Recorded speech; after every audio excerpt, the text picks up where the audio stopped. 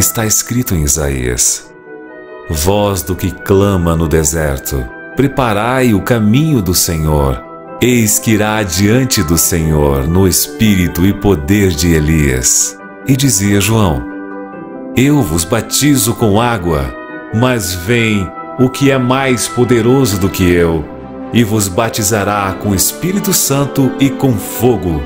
E quando viu a Jesus, disse: eis o Cordeiro de Deus, que tira o pecado do mundo. Convém que ele cresça e que eu diminua.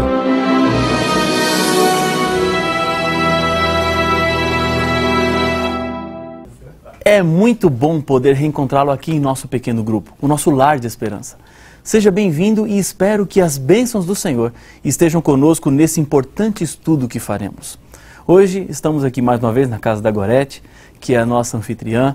Está conosco o Januário, que é o líder desse pequeno grupo, e nos acompanha a Melissa, já pela segunda vez, e vai continuar a semana toda louvando ao Senhor com músicas muito especiais. E hoje está conosco o Jonathan. Seja bem-vindo, é bom tê-lo aqui. E também a Selma. Já vou pedir para fazer a nossa oração inicial. Feche os seus olhos e vamos falar com Deus. Querido Deus e Pai que está nos céus, muito obrigado, Senhor, por estarmos aqui reunidos para estudarmos a Tua Santa Palavra. Amém. Que possamos aprender cada vez mais de Ti, por Jesus. Amém. Amém. Amém. Hoje vamos falar sobre mais uma pessoa que foi marcada pela esperança. Falaremos hoje sobre João Batista. Gorete, vamos ler um texto? Está no Evangelho de João, no capítulo 1, no verso 23. Vamos abrir as nossas Bíblias. Você que está aí no pequeno grupo, alcance a sua Bíblia. Vamos acompanhar a leitura desse texto, porque fala da missão de João Batista. Então ele respondeu: eu sou a voz que clama no deserto, endireitai o caminho do Senhor, como disse o profeta Isaías. João Batista marcou a vida de muitas pessoas. As suas palavras eram diretas e duras, mas também convidava ele ao arrependimento. Somando a sua vida condizente com as suas palavras, fizeram com que o seu nome permanecesse escrito na mente e no coração de muitas pessoas. Porém, apesar de ser considerado um homem cuja crítica era avassaladora, a história de João nos mostra que seu apelo era para que as pessoas conhecessem a graça salvadora do Cordeiro de Deus, aquele que tira o pecado do mundo. Ele podia falar com paixão e autoridade sobre esse tema, pois nascera com uma missão que envolvia o Messias. Sua própria vida havia recebido as marcas da esperança. O ministério de João Batista ocorreu em sua maior parte no deserto. Parece que o local ermo e a simplicidade que o circundava diziam do caráter e da missão que ele havia assumido. O que clamava no deserto considerava-se um servo, somente uma voz. No encontro com Cristo, a razão de todas as suas esperanças, confessou que ele era o Cordeiro de Deus, aquele que tira o pecado do mundo. João diz que não era digno nem de desatar-lhes as correias das sandálias. Sua afirmação era daquele que batizava com água, mas o Messias batizaria com o Espírito Santo. João não era o Cristo, mas sim o precursor. João Batista assumiu a simplicidade em todas as áreas da sua vida, tanto por habitação como por roupas e alimento. A vida simples não significava que suas mensagens eram simplórias ou carecidas de verdades poderosas. Ao contrário, demonstravam que o foco da sua existência estava muito bem ajustado. Ele não tinha tempo a perder com aquele que não fosse ou aquilo que não fosse parte da proclamação da esperança. Vejam só, de que maneira, Jonathan, podemos aplicar hoje em nossa vida a frase de João, quando ele diz assim: convém que Jesus cresça e eu diminua? Olha, pastor, eu acho que quando nós colocamos Deus em primeiro lugar na nossa vida, quando deixamos que Ele seja o Senhor da nossa vida, deixamos a nossa vontade em segundo plano, eu acho que é assim que nós colocamos Ele em primeiro lugar e assim deixamos que Ele cresça e assim nós diminuímos. Isso parece algo tão contraditório nos nossos dias. Com certeza. Porque dificilmente as pessoas se preocupam, se importam com o crescimento dos outros. Na verdade, a lógica dos nossos dias é uma lógica invertida. Convém que eu cresça e o outro diminua. E nessa mesma ideia, Jonathan, que você acha que seriam demonstrações que uma pessoa poderia dar, que ela vive esse princípio de preocupar-se com o crescimento do outro, sem se preocupar com o próprio crescimento dela? E quando eu falo crescimento, eu não estou dizendo do aprimoramento, do melhorar, estou dizendo daquele crescimento de ter mais nome, ser mais conhecido, de ter algo mais relevante ou visível para a sociedade.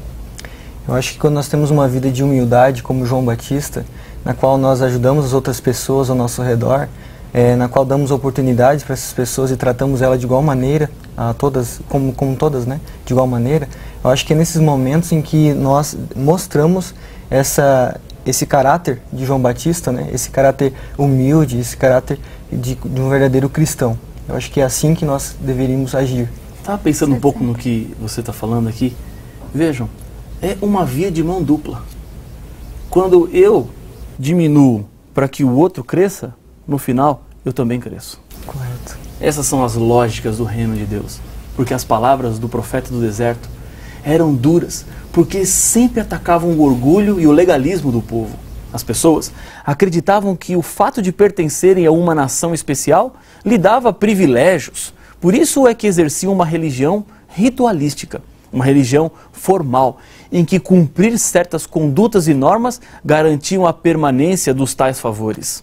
Usando elementos ao seu redor, João Batista denunciava os ouvintes, chamando-os às vezes de raça de víboras, como todo aquele deserto que os circundava estivesse dentro do coração de cada um.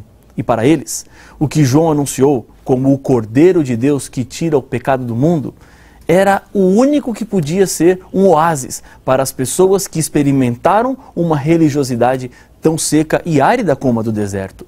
A formalidade na religião gerava um sentimento de indiferença nas pessoas. A corrupção demonstrada pelos líderes, que deveriam ser o exemplo, mas não eram, estendia ainda mais o abismo entre Deus e a humanidade. Jesus, porém, era a esperança para uma vida espiritual que faria sentido, uma experiência com Deus que transformaria todo o viver, que faria do deserto um manancial. Selma, deixa eu lhe fazer uma pergunta.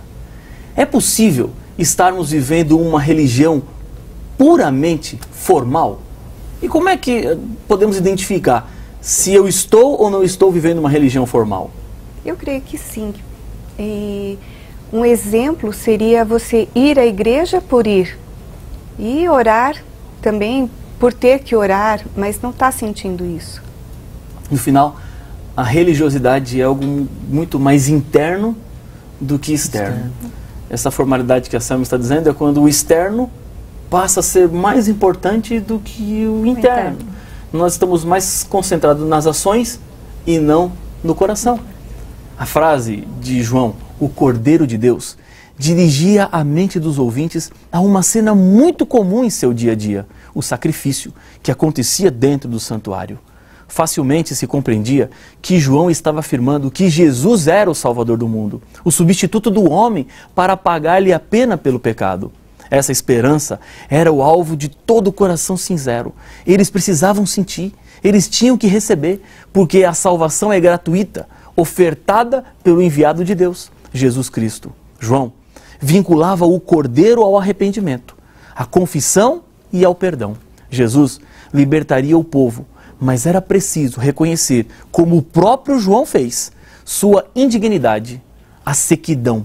Deus não pode atuar onde não é necessário. O reconhecimento da sua condição desesperadora de pecado, a aceitação da graça oferecida por Cristo, o batismo do Espírito Santo, são então passos que João Batista ensinava, mas ele tinha plena consciência de que sua missão era de anunciar, pois a ação de salvação somente poderia ser realizada por Jesus Cristo. João Batista vivia em meio a uma religião que não conduzia a Deus. Poderia ter seguido o mesmo caminho, ou se rebelado a ponto de se afastar, mas a graça redentora o alcançou, mesmo antes de ver a realidade do ministério de Jesus Cristo. Ele creu na promessa, não nas ações, mas no seu cumprimento. Januário, na continuação do nosso estudo, por que a visão correta da salvação, que acontece unicamente pela fé, é tão importante para a vida cristã? E como é que a nossa vida pode evidenciar isso às pessoas? Essa visão da salvação pela fé nos tira a pretensão de que nós podemos ser salvos pelas nossas próprias obras, pelas nossas próprias atitudes. Então, nós somos salvos pela graça de Deus, mediante a fé em Cristo Jesus. Então, tira qualquer presunção ou pretensão nossa de que nós podemos alcançar essa salvação. E, através das nossas atitudes, nossos exemplos, nós podemos mostrar às pessoas como nós devemos proceder neste mundo. Em outras palavras, nada do que eu faço ou do que você faça pode melhorar, modificar o conceito de salvação. Somos pecadores e Jesus Cristo nos salva. É pela fé que eu aceito a morte dele no meu lugar. Não há nada que eu possa fazer para que Deus me ame mais do que ele já me ama. Anunciar a vinda do Messias era a missão do profeta do deserto. Começar algo é sempre mais difícil, pois há barreiras a serem vencidas e cada seguidor deveria ser conquistado. Pregar a mensagem de que Jesus vai voltar pode parecer loucura nesse mundo em que vivemos. Por isso, a nossa missão só terá poder se não for baseada somente em palavras, mas sim baseada num testemunho vivo como o de João Batista. Uma demonstração de como a bendita esperança pode marcar positivamente nossa vida. Você quer viver uma vida que seja testemunho da salvação? Quer você colocar o seu coração nas mãos do Senhor Jesus? Quer dizer hoje, Senhor, aqui estou eu. Coloco nas tuas mãos o meu coração e a minha vida. Entrego nas tuas mãos os meus sonhos. Quer segurar firme nas mãos do Senhor Jesus? Ele está agora com a mão estendida, pronto para segurar, para lhe ajudar diante dos seus problemas, das suas dificuldades, talvez do seu casamento que esteja ruindo, os filhos criados com tanto amor perdidos por aí.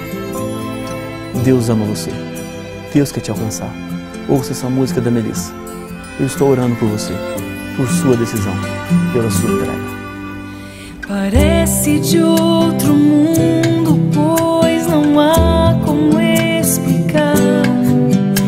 Teu jeito de amar te fez sofrer em meu lugar. Teu olhar me acompanha, não importa onde for. E às vezes sei que mesmo assim rejeito teu amor. Talvez eu seja alguém até difícil de entender. E embora não mereça, necessito de poder. Assim como está meu coração, quero entregar-me. Eu quero viver em tua presença e te servir. Não vou viver nenhum instante mais como quem quer fugir. O meu desejo é só crescer em ti, Jesus. Derrama em mim teu sangue, minha vida vem lavar.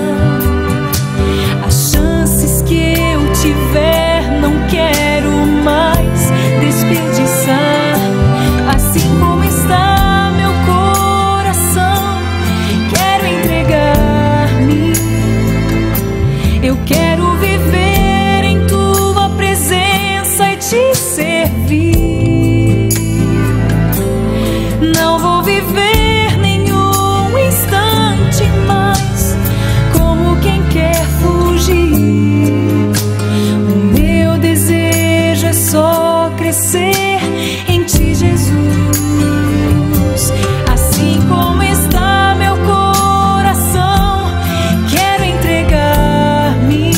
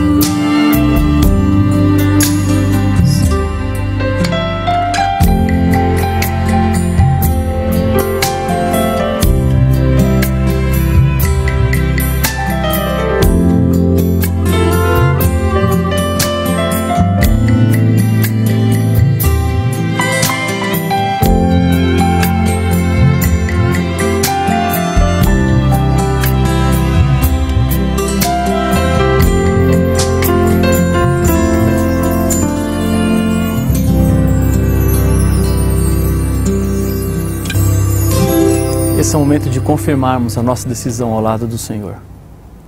Assim como o João Batista, que foi marcado pela esperança, Deus quer marcar você também. Feche os olhos e vamos orar. Senhor, como a voz que um dia clamou no deserto, nós, neste momento, aceitamos Jesus Cristo como o Cordeiro de Deus que tira o pecado do mundo. Obrigado pela salvação. Obrigado pela esperança que temos. Abençoa todos nós, em nome de Jesus. Amém. Obrigado por ter estado aqui conosco. Amanhã eu espero você para mais um encontro. Que Deus te abençoe, te dê uma noite muito feliz ao lado de Jesus. E até amanhã.